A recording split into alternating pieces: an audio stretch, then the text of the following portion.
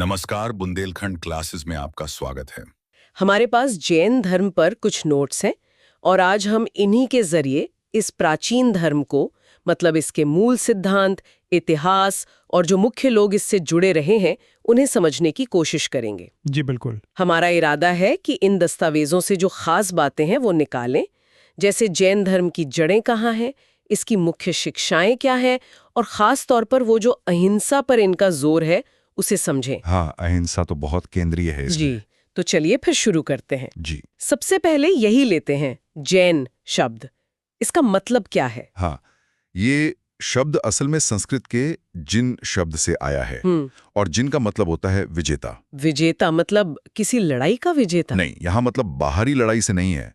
ये वो विजेता हैं जिन्होंने अपनी इंद्रियों पर, अपनी इच्छाओं पर और अपने अंदर के जो विकार हैं जैसे गुस्सा, घमंड, लालच, उन पर जीत हासिल की हो। मतलब आत्मविजयी। अच्छा, आत्मविजय। और यही जैन धर्म का आप कह सकते हैं सेंटर पॉइंट है। बिल्कुल, यही मूल भावना है। और जो तीर्थंकर होते हैं वो ऐसे ही जिन यानी विजेता होते हैं। उन्होंने न सिर्फ खुद को मुक्त किया बल्कि दूसरों के लिए भी मोक्ष का रास्ता यानी तीर्थ बनाया। और ऐसे कुल 24 तीर्थंकर हुए हैं ना? जी हाँ, जैन परंपरा के अनुसार इस काल में 24 तीर्थंकर हुए हैं। इन नोट्स में पहले तीर्थंकर ऋषभ देव का जिक्र है। उन्हें जैन धर्म का संस्थापक माना जाता है और दिलचस्प ये भी है कि उनका जिक्र तो शायद वैदिक साहित्य में भी आता है। जी हाँ, उनका उल्लेख मिलता है जो ये दिखाता है कि ये परंपरा कितनी पुरानी हो सकती है। लेकिन अगर हम ऐतिहासिक नजरिए से देखें तो 23वें तीर्थंकर पार्श्वनाथ ज्यादा महत्वपूर्ण माने जाते हैं। अच्छा। हाँ, माना जाता है कि वो काशी के राजा अश्वसेन के बेटे थे और उनका समय शायद 8वीं शताब्दी ईसा पूर्व के आसपास रहा होगा। उन्होंने मुख्य रूप से 4 आप कह सकते हैं महाव्रतों की शिक्षा दी थी। और व्रत सत्य यानी झूठ नहीं बोलना, अहिंसा मतलब हिंसा नहीं करना, अस्तेय चोरी ना करना और अपरिग्रह यानी जरूरत से ज्यादा चीजें जमा ना करना। बिल्कुल। ये तो आज भी जैन धर्म के मूल सिद्धांत है ना? हाँ, ये चारों सिद्धांत जिन्हें चातुर्याम धर्म भी कहा गया, आज भी जैन आचार संहिता की नींव हैं। ये सिर्फ नैतिक नियम नहीं है बल्कि कर्मों के बंधन से छूटने के उपाय भी माने जाते हैं। और फिर इनमें एक और व्रत जोड़ा गया। जी हाँ, वो जोड़ा 24वें और आखिरी तीर्थंकर महावीर स्वामी ने। उन्होंने पार्श्वनाथ के इन 4 व्रतों में 5वां महाव्रत जोड़ा, ब्रह्मचर्य, मतलब इंद्रियों पर काबू रखना, खासकर यौन संयम। अच्छा, तो चलिए महावीर स्वामी के जीवन पर थोड़ी और बात करते हैं। नोट्स के हिसाब से उनका जन्म 540 ईसा पूर्व के आसपास वैशाली के पास कुंडग्राम में हुआ था। जी। उनके पिता सिद्धार्थ वो ज्ञात्रिक कुल के प्रधान थे और माता त्रिशूला वो लिच्छवी राजा चेटक की बहन थी। तो मतलब उनका कनेक्शन उस समय के बड़े राजनीतिक परिवारों से था। हाँ बिल्कुल, काफी प्रभावशाली पृष्ठभूमि थी उनकी। उनकी पत्नी का नाम यशोदा था और उनकी एक बेटी भी थी जिनका नाम अनुज्जा प्रियदर्शिनी बताया जाता है।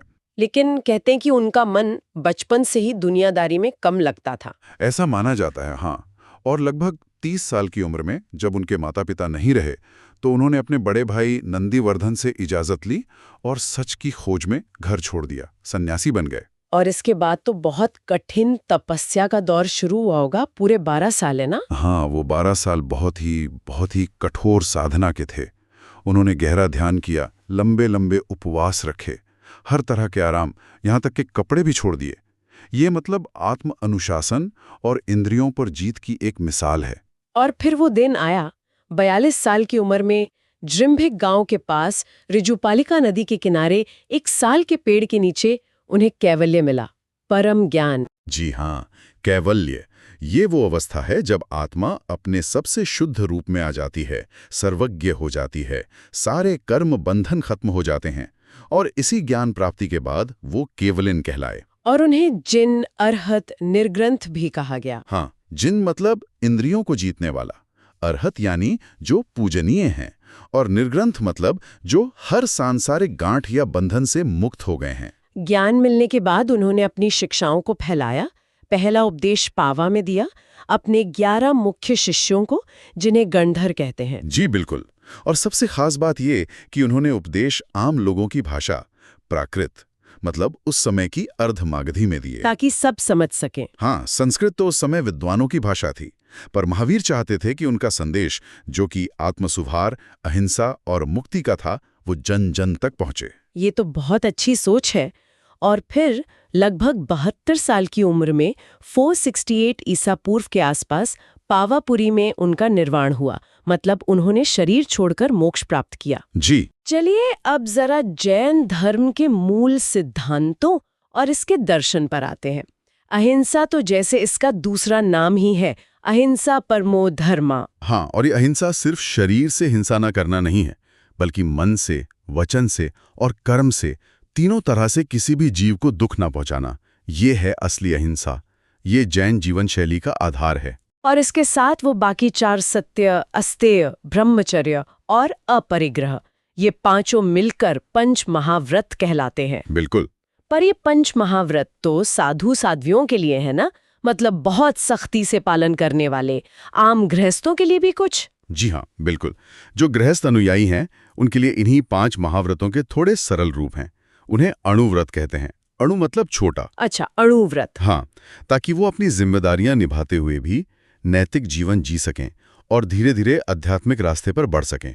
जैसे पूर्ण ब्रह्मचर्य की जगह अपने जीवन साथी तक सीमित रहना, या पूरी तरह संग्रह छोड़ने की जगह अपनी जरूरतें कम करना और दान देना। समझ गए। अब अगर दर्शन की बात करें तो जैन धर्म आत्मा को मानता है, पुनर्जन्म को मानता है ना? और कर्म का सिद्धांत भी बहुत जरूरी है इसमें। हाँ, बहुत केंद्रीय है। जैन दर्शन कहता है कि आत्मा का असली स्वभाव तो शुद्ध है, उसमें अनंत ज्ञान, अनंत दर्शन, अनंत सुख और अनंत शक्ति है, लेकिन कर्मों की परतें उस पर चढ़ी हुई हैं अनादिकाल से। अच्छा। और इसी वजह से आत्मा अपने असली रूप को भूली हुई है और इस जन्म मरण के चक्कर में फंसी है। हम जो भी करते हैं मन से, वचन से, शरीर से, उसे कर्म बंधते हैं और उन्हीं कर्मों का फल हमें सुख, दुख या अगले जन्म के रूप में मिलता है। लेकिन ये ईश्वर को दुनिया बनाने वाला या चलाने वाला नहीं मानता, जैसे कई दूसरे धर्म मानते हैं। सही कहा। जैन दर्शन अनीश्वरवादी है, मतलब ये किसी एक क्रिएटर गॉड को नहीं मानता। दुनिया को हमेशा से चला आ रहा और हमेशा चलने वाला मानते हैं। हाँ, ये उन आत्माओं की पूजा करते हैं जो कर्मों से मुक्त हो चुकी हैं, जैसे तीर्थंकर और सिद्ध। उन्हीं को आदर्श मानकर पूजा जाता है। तो फिर इस कर्म के बंधन से छुटकारा कैसे मिलेगा? मोक्ष का रास्ता क्या है? मोक्ष के लिए त्रिरत्न बताए गए हैं। 3 रत्न: सम्यक दर्शन यानी सही श्रद्धा, सही विश्वास, सम्यक ज्ञान यानी सही जानकारी, सही समझ, और सम्यक आचरण यानी सही व्यवहार, जिसमें व्रतों का पालन वगैरह आता है। ये तीनों मिलकर? हाँ, ये तीनों एक साथ ही मोक्ष का रास्ता बनाते हैं। इनमें से कोई एक अकेला काफी नहीं है। इसी दर्शन से जुड़ी 2 और बातें हैं जो थोड़ी मुश्किल लगती हैं, अनेकांतवाद और स्यादवाद। हाँ, थोड़ी गहरी हैं लेकिन बहुत दिलचस्प हैं। अनेकांतवाद कहता है कि कोई भी चीज या सच, उसके बहुत सारे पहलू होते हैं, अनंत पहलू। हम अपनी छोटी सी बुद्धि से एक बार में उसका सिर्फ एक या कुछ ही पहलू देख पाते हैं। अच्छा। इसलिए किसी एक ही नजरिए को पूरा सच मान लेना ये ठीक नहीं है। ये एकांगी सोच है। और स्यादवाद? स्यादवाद इसी अनेकांतवाद का प्रैक्टिकल रूप है। ये कहता है कि हमारा ज्ञान हमेशा रिलेटिव होता है, सापेक्ष होता है। स्याद का मतलब होता है शायद या किसी नजरिए से। हाँ। तो इसके हिसाब से हम जो भी कहते हैं वो पूरी तरह सच नहीं होता, बल्कि किसी खास नजरिए से ही सच होता है। इसलिए कुछ भी कहते हुए श्यात लगाना चाहिए। ये दिखाता है कि हम मान रहे हैं कि ये बात एक खास एंगल से सही है, पूरी सच्चाई नहीं। ये तो बहुत सहिष्णुता वाली बात हुई, मतलब दूसरों के नजरिए को भी जगह देना। बिल्कुल, ये बौद्धिक ईमानदारी और टॉलरेंस को बढ़ावा देता है। वाकई ये बहुत अलग सोच है, खासकर आजकल के माहौल में जहां सब अपनी ही बात को सच मानते हैं। अच्छा, इन नोट्स में ये भी लिखा है कि जैन धर्म के फैलने में कुछ रुकावटें भी आईं। क्या वजह थी? हाँ, कुछ कारण बताए जाते हैं। एक तो इसके नियम, खासकर अहिंसा का पालन, वो काफी सख्त है। बहुत सूक्ष्म जीवों की हिंसा से भी बचना होता है। तो जैसे खेती करने वालों के लिए इसे पूरी तरह अपनाना मुश्किल था, क्योंकि खेती में तो जाने अनजाने हिंसा हो ही जाती है। हाँ, ये तो है। दूसरा, अपरिग्रह का सिद्धांत, यानी ज्यादा जमा ना करना। ये भी उन लोगों के लिए मुश्किल हो सकता है जो दुनिया में तरक्की करना चाहते हैं, धन कमाना चाहते हैं। और क्या वजह रही? फिर धीरे धीरे राजाओं का संरक्षण कम हो गया। शुरू में और बीच के समय में तो कई राजाओं ने मदद की, पर बाद में उतनी नहीं मिली। फिर हिंदू धर्म में जो भक्ति आंदोलन वगैरह हुआ, उसका भी असर पड़ा। और जैसा अक्सर होता है, खुद जैन संघ के अंदर भी मतभेद हो गए, जिससे बंटवारा हुआ। हाँ, ये बंटवारा तो बहुत बड़ा है। श्वेतांबर और दिगंबर, ये कब और क्यों हुआ था? ये महावीर के निर्वाण के करीब 200 साल बाद की बात है, मतलब ईसा पूर्व 3री सदी के आसपास। कहते हैं कि इसकी मुख्य वजह मगध में पड़ा एक बहुत भयानक अकाल था। करीब 12 साल तक चला था वो अकाल। अकाल से बंटवारा कैसे हुआ? हुआ ये कि अकाल की वजह से आचार्य भद्रबाहु के नेतृत्व में बहुत सारे जैन साधु दक्षिण भारत चले गए, कर्नाटक की तरफ, ताकि वो अपनी कठिन साधना जारी रख सकें और संघ को बचा सकें। लेकिन कुछ साधु आचार्य स्थूलभद्र के नेतृत्व में मगध में ही रुके। अच्छा। फिर जब अकाल खत्म हुआ और भद्रबाहु के शिष्य वापस लौटे तो उन्होंने देखा कि जो लोग मगध में रुके थे उन्होंने सफेद कपड़े पहनना शुरू कर दिया था और उनकी कुछ साधनाओं में थोड़ी ढील आ गई थी। बस यहीं से मतभेद शुरू हो गए और बढ़ते चले गए। और इसी से 2 पंथ बन गए, श्वेतांबर और दिगंबर। हाँ, जो स्थूलभद्र के अनुयायी थे और सफेद कपड़े पहनते थे वो श्वेतांबर कहलाए। इनकी मान्यताओं और नियमों में दिगंबरों की तुलना में थोड़ी, कह सकते हैं, उदारता दिखती है। जैसे ये मानते हैं कि औरतें भी उसी जन्म में मोक्ष पा सकती हैं, और ये 19वें तीर्थंकर मल्लीनाथ को स्त्री मानते हैं। और दिगंबर? वो भद्रबाहु के अनुयायी थे। वो मानते थे कि मूल परंपरा का सख्ती से पालन करना चाहिए, जिसमें कपड़ों का त्याग भी शामिल है। इसलिए वो दिगंबर कहलाए, यानी दिशाएं ही जिनके कपड़े हों। वो मानते हैं कि मोक्ष के लिए पूरी तरह नग्न होना जरूरी है, इसलिए औरतें उसी शरीर से मोक्ष नहीं पा सकती। और वो मल्लीनाथ को पुरुष मानते हैं। ये बंटवारा आज तक है। धर्म के सिद्धांतों और ग्रंथों को ठीक से जमाने के लिए जैन संगीतियां, मतलब सभाएं भी हुई।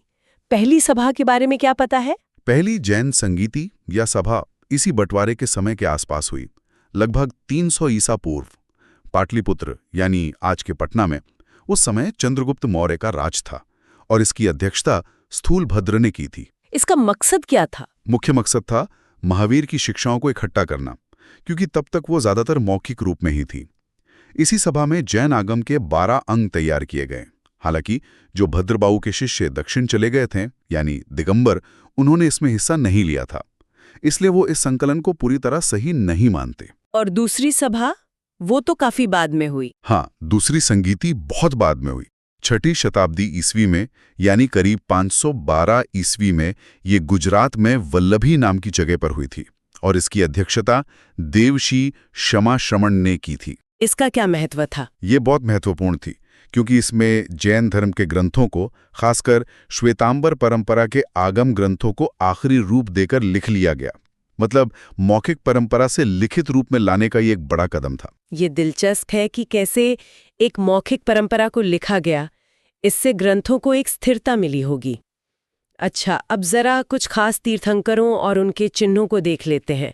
हर तीर्थंकर का अपना एक निशान होता है ना? जी हाँ, हर तीर्थंकर का एक प्रतीक चिन्ह होता है, जिससे उनकी मूर्तियों या तस्वीरों को पहचाना जाता है।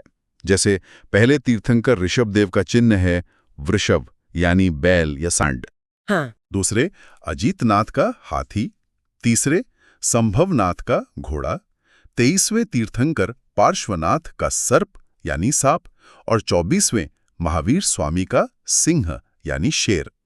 ये चिन्ह जैन कला में खूब दिखते हैं। और कुछ खास शब्द जो जैन धर्म को समझने में मदद करते हैं। कैवल्य तो हमने समझा, संलेखना का भी जिक्र आता है अक्सर। हाँ, कुछ मुख्य शब्द हैं। तीर्थंकर तो हो गए धर्म चलाने वाले, गणधर हो गए महावीर के मुख्य शिष्य, फिर आचार्य होते हैं जो संघ के प्रमुख होते हैं, साधु या मुनि पुरुष त्यागी होते हैं, और साध्वी या आर्यत का महिला त्यागी, श्रावक और श्राविका गृहस्थ अनुयायी होते हैं, पुरुष और महिला। और संलेखना? संलेखना या संथारा एक खास व्रत है।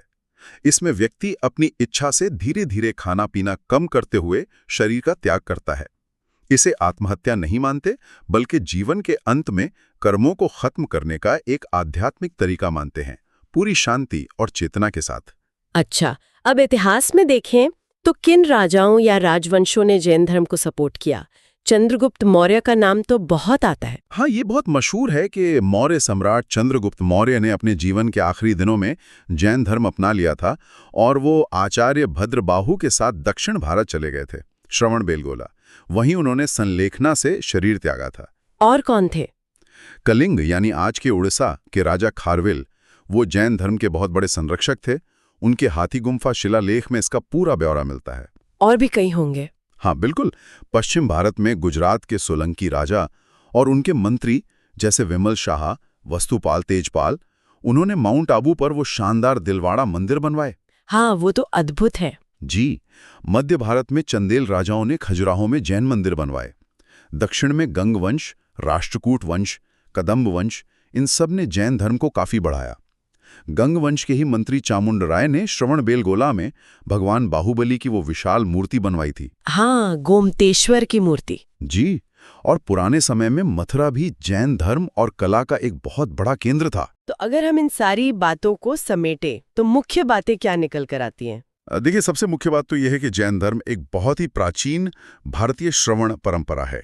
हो सकता है इसकी जड़ें सिंधु घाटी सभ्यता तक जाती हों, लेकिन इसका जो व्यवस्थित रूप हमें दिखता है वो ऋषभदेव और खासकर पार्श्वनाथ और महावीर स्वामी के समय से मिलता है। और इसका मूल क्या है? इसका मूल है अहिंसा, आत्मसंयम यानी अपनी इंद्रियों पर काबू, और अपरिग्रह यानी जरूरत से ज्यादा जमा न करना। और दार्शनिक तौर पर? दार्शनिक तौर पर यह आत्मा, कर्म, पुनर्जन्म और मोक्ष के विचारों पर टिका है।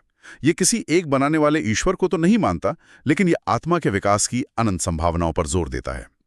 त्रिरत्न यानी सही श्रद्धा, सही ज्ञान और सही आचरण, यही मोक्ष का रास्ता है। और वो अनेकांतवाद और स्यादवाद भी बहुत खास है। हाँ बिल्कुल, वो दिखाते हैं कि सच के कई पहलू होते हैं और हमारा ज्ञान हमेशा किसी न किसी नजरिए से ही होता है।